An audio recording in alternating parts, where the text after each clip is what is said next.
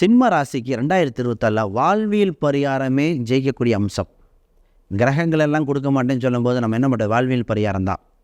முதல்ல வாழ்வியல் பரிகாரமாக சனியை விளக்க வேண்டும். நம்ம ஜாதகத்திலிருந்து விளக்குறதா அப்படி இல்லை. சனின்னா அழுக்கு, சனினா பழைய, சனினா நமக்கு தேவையற்ற ஒரு சில விஷயங்கள். முதல்ல வீட்டில் இருக்கிற பழைய பாத்திரங்கள், பழைய துணிமணிகள், பழையமையான விஷயங்கள் அனைத்தும் எடுத்து வெளியிட்டணும். 8ஆம் இடம்ங்கிறது ஆர்ஃபனேஜை சொல்லுங்கள். அங்கே சனி இருக்கார். அப்போ அதோட வேலை செஞ்சுட்டு இருக்கு. ஒரு குறிப்பிட்ட அமௌண்ட்டை ஆர்ஃபனேஜுக்கு, குழந்தையாக இருக்கலாம் யாருக்கலாம், ஆர்ஃபனேஜுக்கு இந்த ராசி கொண்டு போய் கொடுத்துட்டு வந்துட்டா முதல்ல சனியோட தாக்கம் வெகுவாக குறையும். நிறையா வயதானவங்களுக்கு இந்த கோயில் ஆன்மீகம் இருக்கிறவங்க எண்ணெய் தானம் கொடுக்க வச்சிடறாங்க. இதெல்லாம் வாழ்வியல் பரிகாரம். சார் கோயில் பரிகாரம் என்ன தான் சார் வேணும்? ஒரு காவல் தெய்வம் படுத்துக்கிட்டு இருக்கிற மாதிரி. அப்போ ஒரு படுத்துட்டு இருக்கிற மாதிரின்னா இப்போ மாசாணி அம்மன், கோவை வட்டார பகுதியில் மாசாணி அம்மனாக இருக்கும்.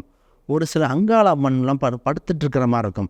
சயன கோலத்தில் இருக்கிற சாமி அனைத்தும் உங்கள் சக்ஸஸ். அது பெருமானாக கூட இருக்கும்.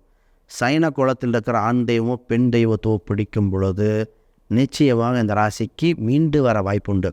இதை பண்ணி பாருங்கள். இது கோல்டன் டிக்கெட் மாதிரி. இதை பண்ணாதான் இந்த வருடம் மற்ற யூடியூப்பில் சொன்ன அத்தனை நெகட்டிவ் தூக்கி போட்டு பாசிட்டிவாக வாழ்ந்தாங்க என்னங்க ஜாதகம் அப்படிங்கிற அளவுக்கு தலை நிமிர்ந்து வாழலாம்.